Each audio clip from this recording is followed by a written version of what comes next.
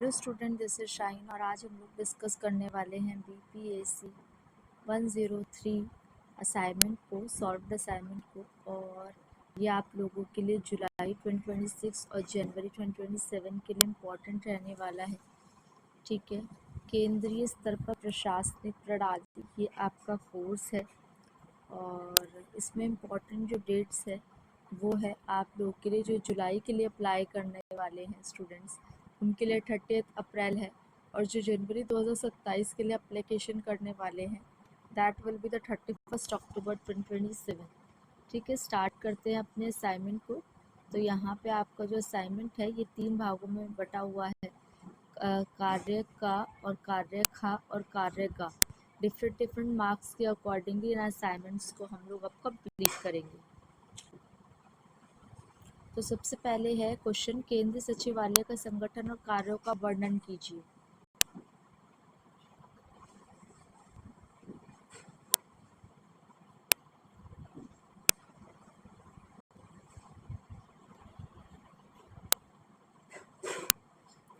भारत सरकार के लगभग 50 मंत्रालय और विभाग हैं और प्रत्येक मंत्रालय कई विभागों में बटा हुआ है।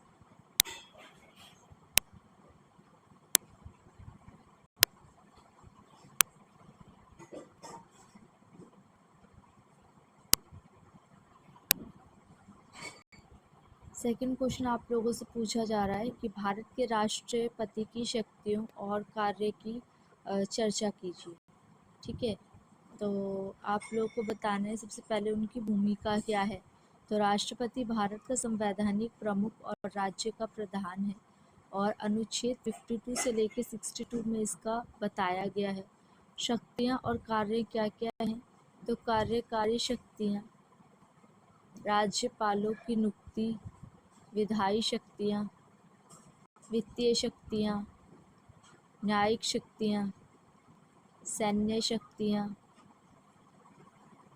ये सारी शक्तियाँ इसमें बताई गई हैं।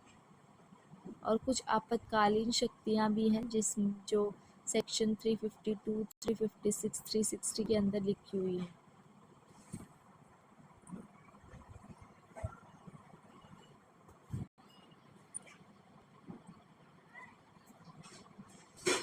क्वेश्चन नंबर 3, राष्ट्रीय भारत परिवर्तन संस्थान पर एक नोट लिखिए।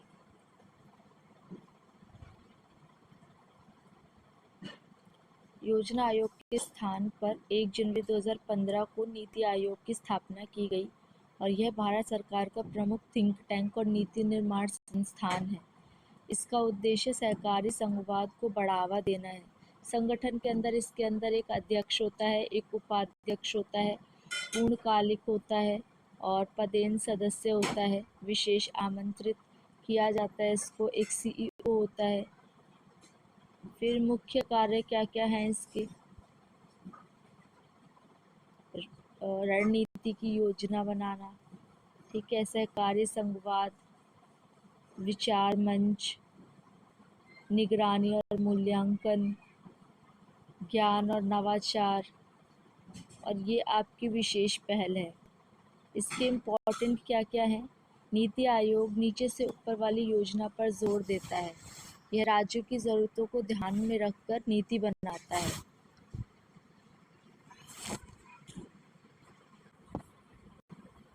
इसके अलावा इसके इम्पोर्टेंस में नीति आयोग नीचे से ऊपर वाली योजना पर जोर देता है। ये राज्यों की ज़रूरतों को ध्यान में रखकर नीति बनाता है। इससे संघीय ढांचा मजबूत हुआ है। इसका कंक्लूजन में बताया गया है कि नीति आयोग 21वीं सदी की ज़रूरतों के अनुसार लचीला और गतिशील संस्थान है। भारत के वित्त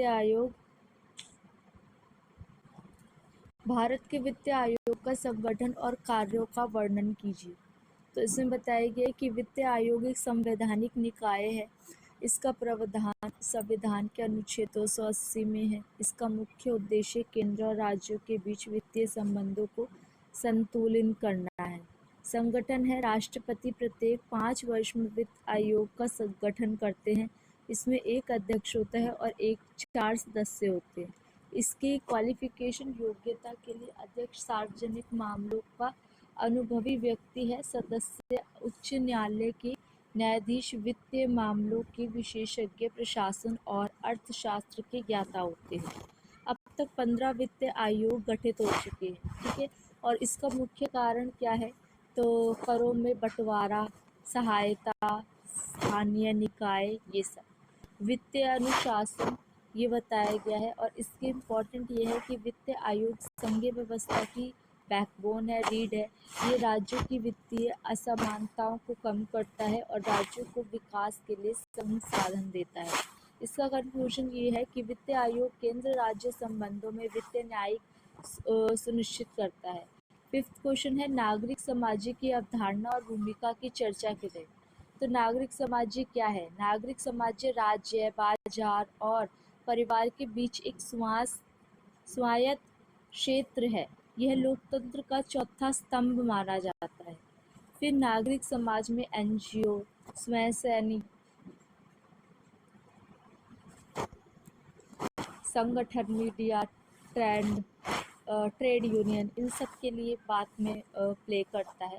इसकी कुछ मुख्य भूमिका है, जैसे एजेंडा निर्धारण करना, नीति निर्माण करना और कार्यान्वयन, निगरानी रखना, ये सब इसके काम है मेन। सीएजी की रिपोर्ट होती है, उस पर चर्चा करना। एग्जाम्पल के लिए इसमें सेवा, पीआरएस, लेजिस्लेटिव, सीआरवाई, गूंज। भारत में नागरिक समाज ने आरटीआई अधिनियम 2005, मनरेगा, खाद्य सुरक्षा अधिनियम बनाने में महत्वपूर्ण भूमिका निभाई है। निष्कर्ष, नागरिक समाज सरकार को जवाबदेह बनाता है और लोकतंत्र को जीवंत रखता है। प्रशासनिक न्याय, अब आता है आपके 6 मार्क्स के नोट्स। प्रशासनिक न्यायाधिकरण पर एक नोट लिखिए। तो इसमें मैंने इम्पोर्टेंट सारे पॉइंट्स को नोट कर लिया है, जिसमें सेक्शन 323A से लेकर के 42 और 1976 इसके अंदर बताया गया है।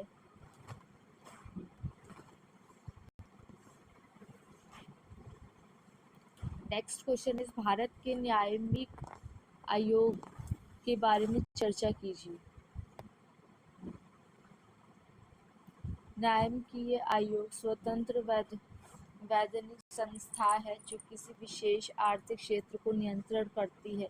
इनका उद्देश्य उपभोक्ता हित की रक्षा, स्वस्थ प्रतिस्पर्धा और पारदर्शिता लाना है। प्रमुख उदाहरण त्राई, दूरसंचार, सेबी, पूंजी बाजार, आरबीआई बैंकिंग, सीईआरसी बिजली, आईआरडीएआई बीमा।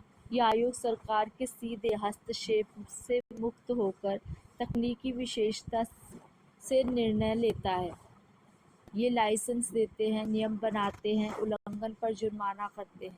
वैश्वीकरण के बाद इनका महत्व बहुत बढ़ गया है क्योंकि ये बाजार को नियंत्रित करते हैं। भारत की व्यवस्थापिक के कार्यों और भूमिका का वर्णन कीजिए।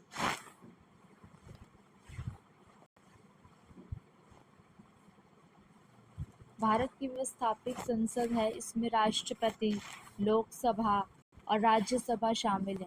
संसद लोकतंत्र की रीढ़ है।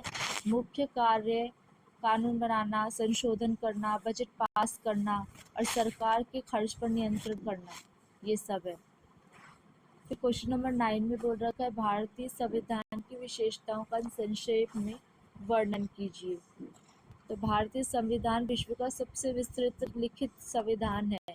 इसकी कुछ इम्पॉर्टेंट एडवांटेजेस हैं, जैसे संघात्मक व्यवस्था के साथ एकात्मक झुकाव, संसदीय शासन प्रणाली, मौलिक अधिकार, नीति निर्देश तत्व। ये आप क्या करोगे ना, 1 पॉइंट करके लिखना। एक पॉइंट लिखा, कंप्लीट किया, उसी में दूसरा पॉइंट मत शुरू कर देना। दूसरा पॉइंट नेक्स्ट लाइन से, फिर तीसरा पॉइंट नेक्स्ट लाइन से, ठीक है। कैबिनेट सचिवालय के कार्यों की चर्चा कीजिए।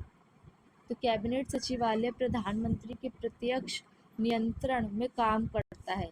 ये भारत सरकार का सबसे महत्वपूर्ण समन्वय निकाय है।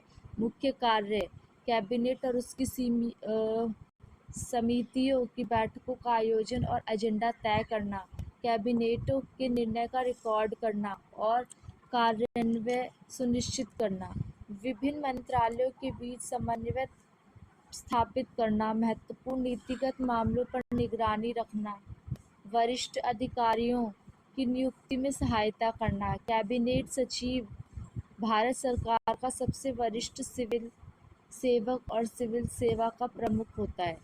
ठीक है, तो that is all about this, जिसमें हम लोगों ने पूरे सॉल्व असाइनमेंट को डिस्कस कर लिया है। अगर आप लोगों को कोई डाउट होता है या पीडीएफ की रिक्वायरमेंट होती है, कमेंट सेक्शन में मेंशन कर देना, मैं प्रोवाइड कर दूंगी। बाकी आप लोगों से मिलूंगी नेक्स्ट लेक्चर वीडियो में। तब तक आप चैनल को सब्सक्राइब करें, शेयर करें video as more as possible. Thank you for watching and be happy students.